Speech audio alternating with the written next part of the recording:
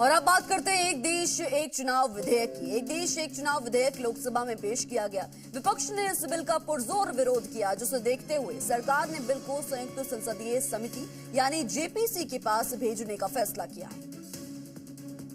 लोकसभा में केंद्रीय कानून मंत्री अर्जुन राम मेघवाल ने 2 बिल पेश किए। एक देश एक चुनाव के लिए 129वां संविधान संशोधन बिल और unit territory law amendment bill 2024 पेश किया। बिल पेश करने के लिए विपक्ष ने मत विभाजन की मांग की, जिसके बाद वोटिंग हुई और बिल को सदन के पटल पर रखे जाने के पक्ष में 269 वोट पड़े, जबकि विरोध में 198 वोट पड़े, जिसके बाद अब सदन में बिल को जेपीसी में भेजने की औपचारिकता पूरी की जाएगी।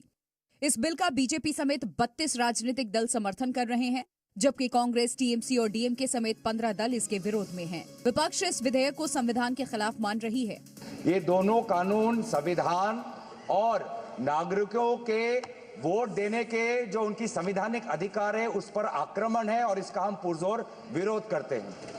हालांकि जब बिल को संसद में पेश किया गया था, उसी दौरान विपक्ष की आपत्ति को देखते हुए गृह मंत्री अमित शाह ने भी इस बात पर जोर दिया कि बिल के जेपीसी में जाने से हर पहलू पर चर्चा होगी। संवैधानिक संशोधन जब कैबिनेट में चर्चा में आया, तब प्रधानमंत्री जी ने स्वयं मंशा व्यक्त करी थी कि इसको जेपीसी को देना चाहिए।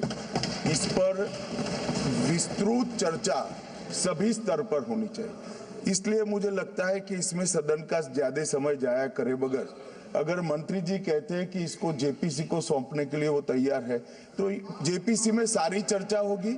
पूर्व राष्ट्रपति रामनाथ कोविंद की अध्यक्षता वाली एक उच्च स्तरीय समिति ने एक साथ चुनाव कराने की सिफारिश की थी। केंद्रीय मंत्रिमंडल ने सितंबर में इन सिफारिशों को स्वीकार कर लिया था।